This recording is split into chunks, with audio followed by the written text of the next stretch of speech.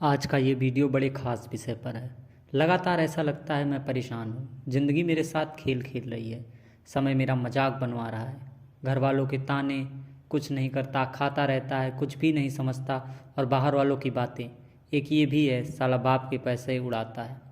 बाप के हालात ठीक नहीं, फिर भी इसको कोई फ़र्क नहीं पड़ता। रिश्तेदार बार बार पूछते हैं, वो पूछते नहीं, जले पर नमक छिड़कने का काम करते हैं। क्या कर रहे हो?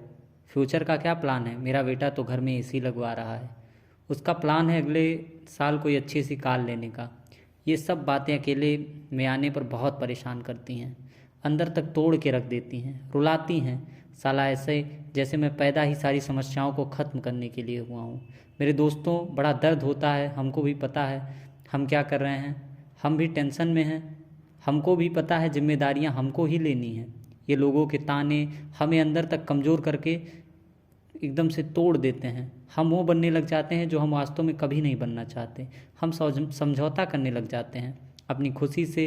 लेकिन मेरे दोस्त, परेशान मत होना। आपका भाई आपको यहाँ सब बताने और सिखाने और आपका साथ देने आया है।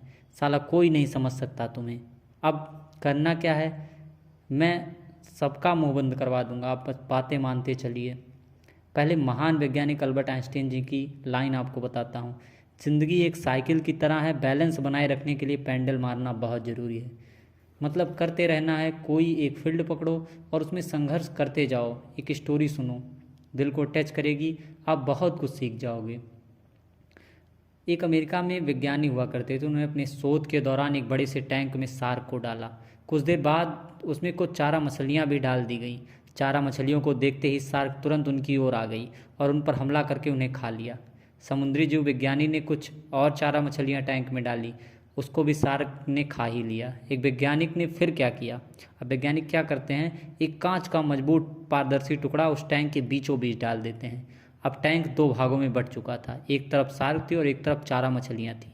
विभाजक पारदर्शी कांच से शार्क चारा मछलियों को देख सकती थी। चारा मछलियों को देखकर शार्क फिर से उन पर हमला करने आई और बहुत तेज़ी से आई और कांच से टकरा गई। लेकिन कांच के विभाजक टुकड़े के कारण वह मछलियों को खा ना सकी। उसने कई बार कोशिश की, लगातार कई दिनों तक उसने प्रयास किया।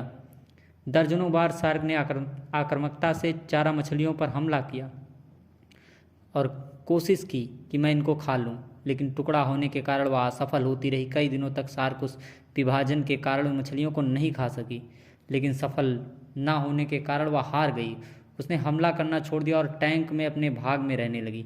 कुछ दिनों बाद समुद्री जीव वैज्ञानिक ने टैंक से वह कांच का विभाजक टुकड़ा हटा दिया, लेकिन शार्क ने उन चारा मछलियों पर हमला ही नहीं किया, क्योंकि एक काल्पनिक विभाजन उसके दिमाग में बन चुका था और उसने सोच लिया था कि वह उसे पार नहीं कर सकती। कहानी ये सिखाने के लिए मैंने ये बताई है कि जीवन में असफलता का सामना करते करते कई बार हम अंदर से टूट जाते हैं, हार मान लेते हैं। हम सोच लेते हैं अब चाहे कितनी भी कोशिश कर लें, सफलता हासिल करना नामुमकिन है, और उसके बाद हम फिर कोशिश ही नहीं करते।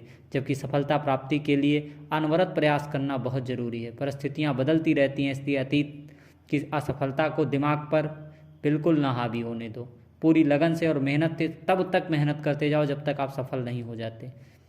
कौन क्या बोलता है, किसको कैसा लगेगा, इससे ना परेशान हो, ना किसी की बात को अपने ऊपर हावी होने दो। आप जो हैं वो आपको पता है और बहुत अच्छे हैं, ये भी आपको पता है। मेरे दोस्त, लोगों का क्यों सुनना? ये तुम्हारी ज़िंदगी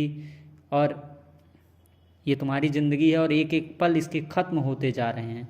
ज़िंदगी एक छोटा सा कंबल है, आप उसके अगर ऊपर खींचते हैं तो आपकी पैर की उंगलियां विद्रोह करती हैं और नीचे धकेलते हैं तो कंधे को बुखार चढ़ जाता है। लेकिन हंसमुख लोग अपने घुटने को ऊपर मोड़कर बड़े आराम से रात गुजार देते हैं। बस मेरे दोस्त, ज़िंदगी इतनी ही है।